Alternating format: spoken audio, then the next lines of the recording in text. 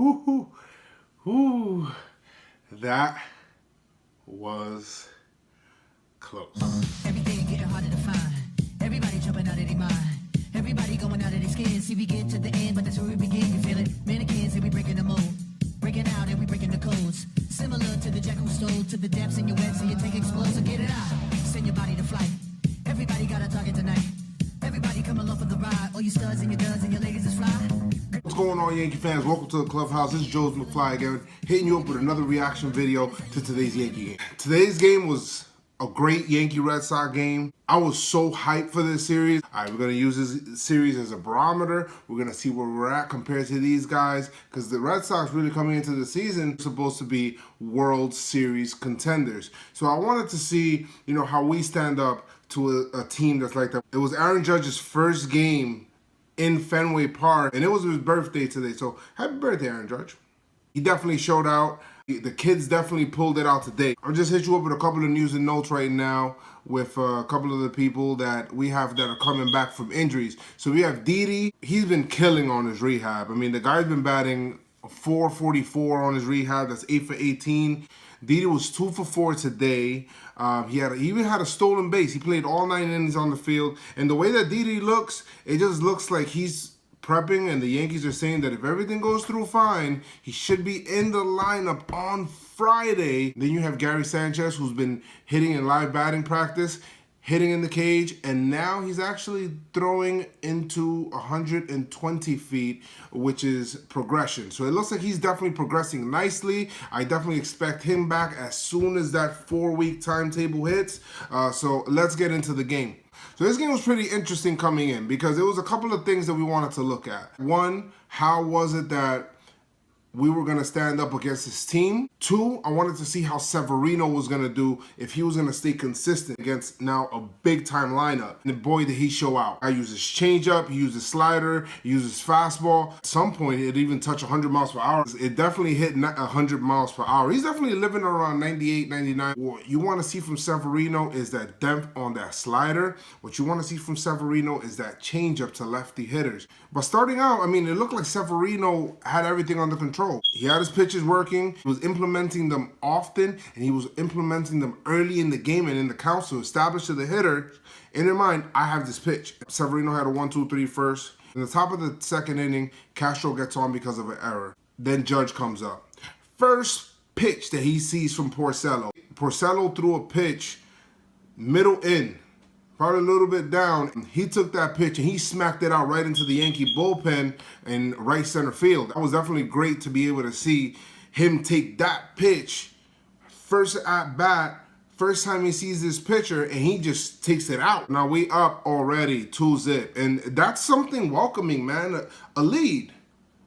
Finally, we're ahead. You know what I mean? Because it always feels like we have to be the one that's fighting from behind to catch up to the team and have come from behind wins. And those are great, but it's always good to be ahead too. In the bottom of the third inning, we're running on second base.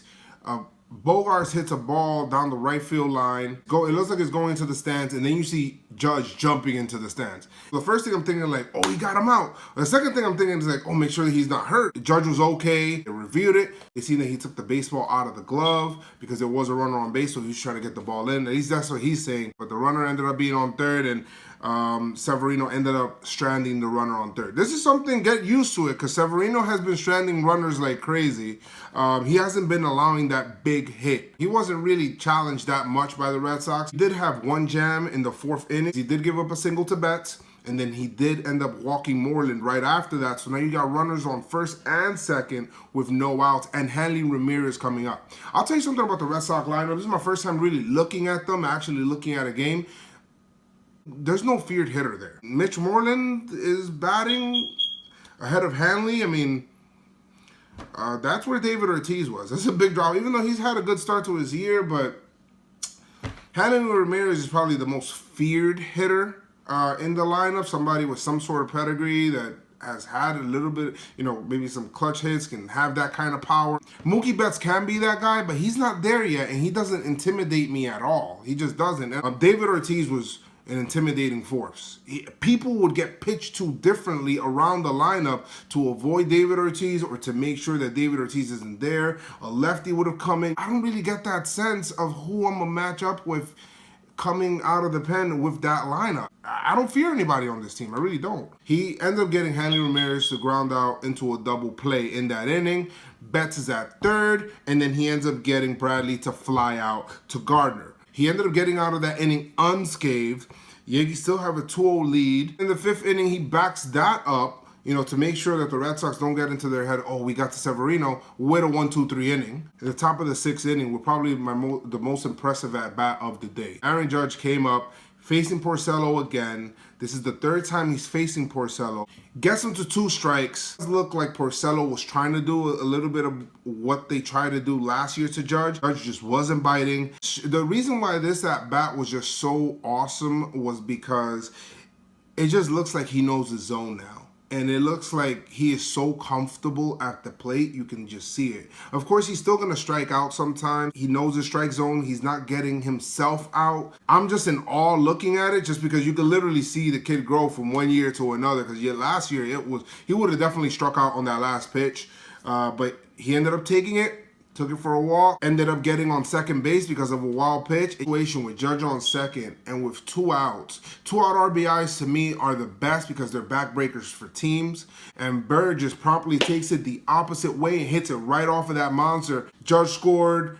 He's on base with the 6. But now the Yankees are up 3-0. I don't know how many games I need to see in Fenway to learn. The game is never over in Fenway.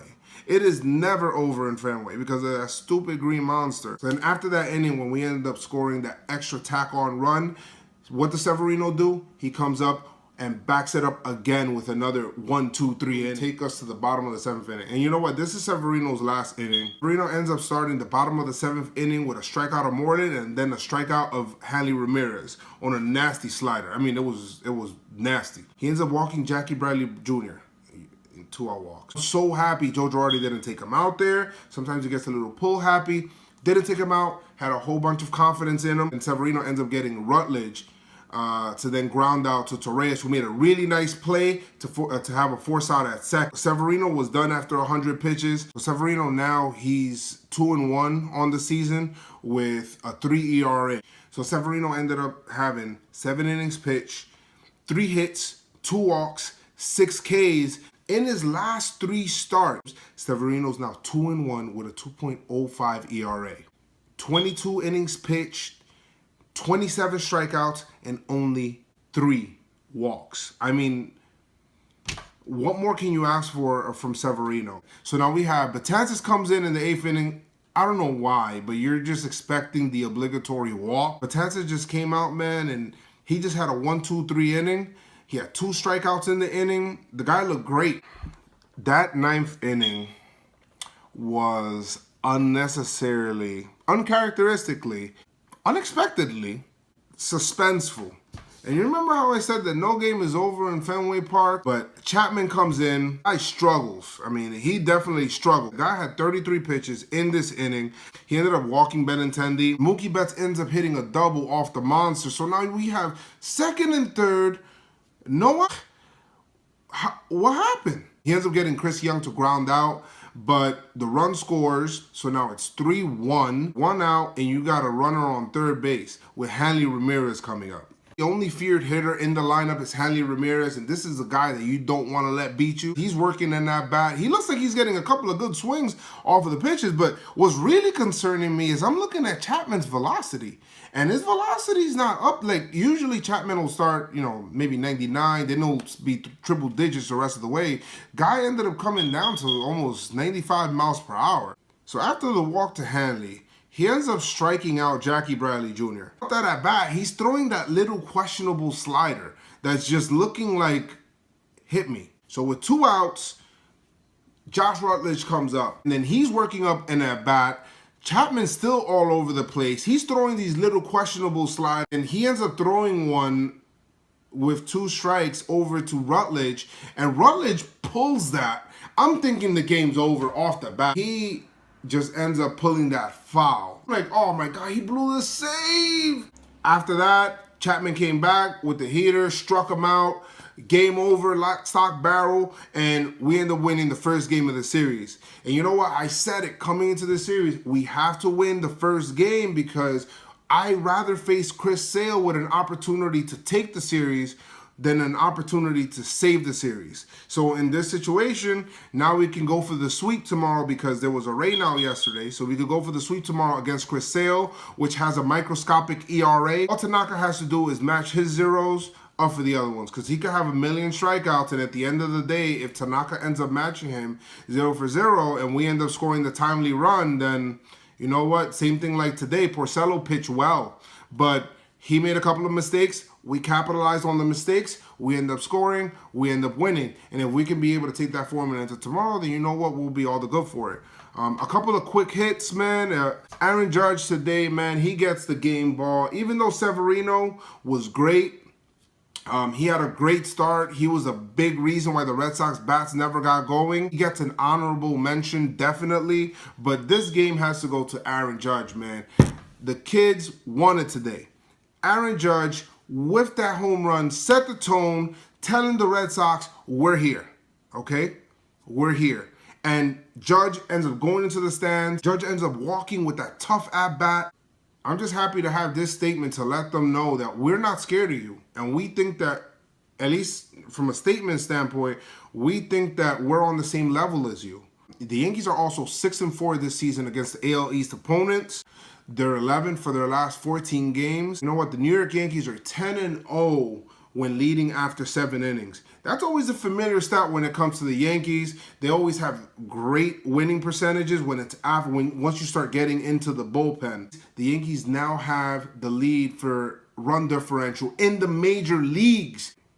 They have a plus 32 run differential in the major leagues. All right, so let me know what you guys think of the game. Let me know how you guys felt. All right, man, so make sure you guys leave a like, subscribe, and comment. If this is your first time on the page, make sure you guys do all three. I always respond to all my comments. This was a big game for us to win, a nice statement game to check. You know, do you guys also feel that this was more of a barometer game? And what do you guys think that we could be able to do against Chris Sale tomorrow? So like I always say, man, make sure you guys keep the pinstripes on and keep the pinstripes strong. Let's go Yankees. Peace.